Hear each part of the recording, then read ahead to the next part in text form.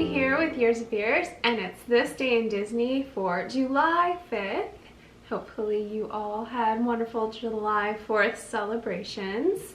But today, July 5th, back in 1988, a ride opened over in Epcot in the Norway Pavilion, which was Epcot's Maelstrom. And so it opened at the recently opened Norway Pavilion, and visitors could ride boats that were patterned after Viking ships and pass through various scenes with audio-animatronic figures. So this is a cool ride for our family. This is the only ride that we can remember that we had to be completely walked off of. Actually, it was right, I think it was either the last time or maybe even the time before the last time that we rode it.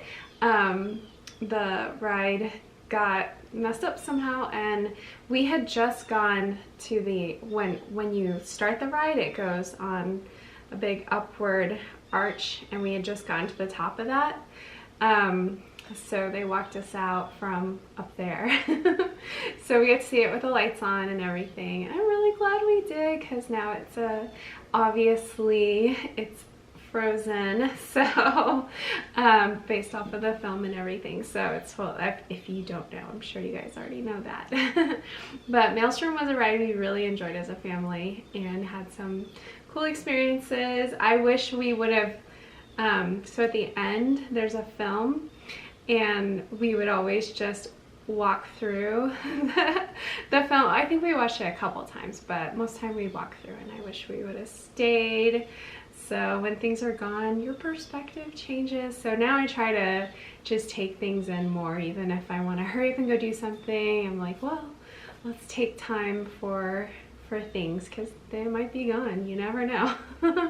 But this was an interesting, cool ride.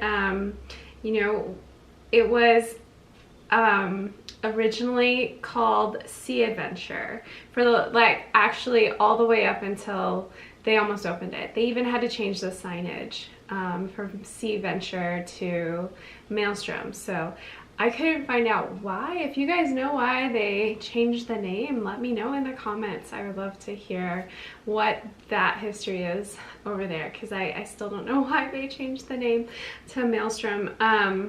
But obviously, it was the boat ride based on, you know, Norwegian lore, and it was put into development for Epcot, given taking from a journey through mystical lands and trolls. The original was gonna have like a rainbow bridge to Valhalla, and with a theme song written by the Sherman Brothers.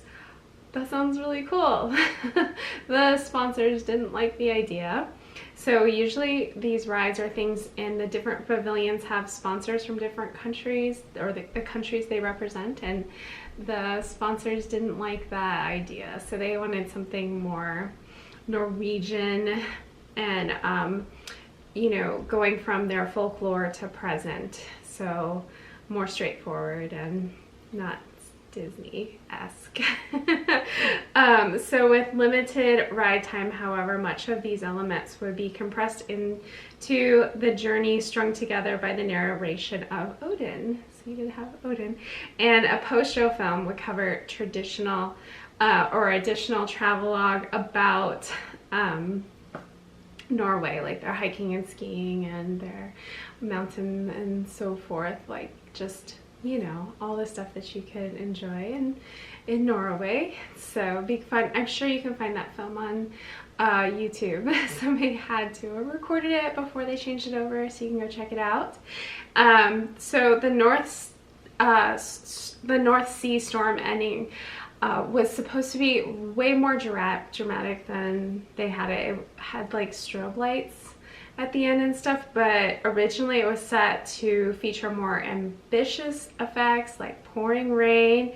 They were actually going to have a functional Tesla coil in the ride that would provide the lightning, and there would be crashing waves too. So wow, that would have been cool. I don't know if they would have been able to change the ride over. It would have been so cool, but they didn't. The Sea Venture, which was named at the time, just was more just the strobe lights and so forth, and not the big ending that it could have been. So they saved money, I guess.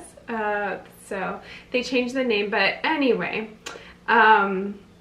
there were hidden Mickeys on this ride. In the ride's loading area, a large painted mural included many people and elements from Norway's history.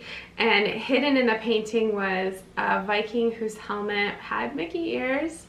So cute. And another figure was wearing a Mickey Mouse watch. So if you got stuck in that line for long enough, I'm sure you would have been able to find those hidden Mickeys.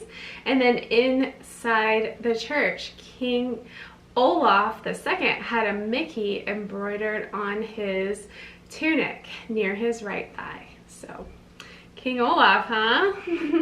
Little foreshadowing for a very big film, obviously, that is now represented in there. So did you guys ride this ride? Did you enjoy it? We really enjoyed it quite a bit. We do enjoy Frozen Ever After as well. It's such a fun ride too. I like both. Oh, and I forgot to mention that, you know, the top where you have the Let It Go scene, and you know, Elsa sends you back and there's the swirling stuff on the ceiling. They had used that when the trolls magically sent you back. So it's the same swirling ceiling that was in Maelstrom. So that's pretty cool. Really neat elements.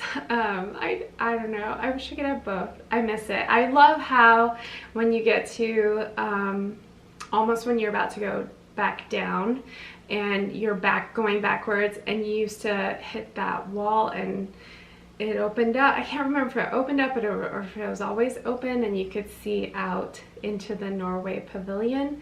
That was one of my favorite parts of the ride, and they didn't retain that with Frozen Ever After, so I wish they had. I think that would have been a really fun element to still have, but it wouldn't have really worked with the theming right there with the big snow giant and everything. I think they need the darkness for that scene, and he's the focus. So anyway, that was one of my favorite parts of Maelstrom. Tell me all your thoughts on it in the comments, and that's it for this day in Disney. We'll see you guys next time. Bye!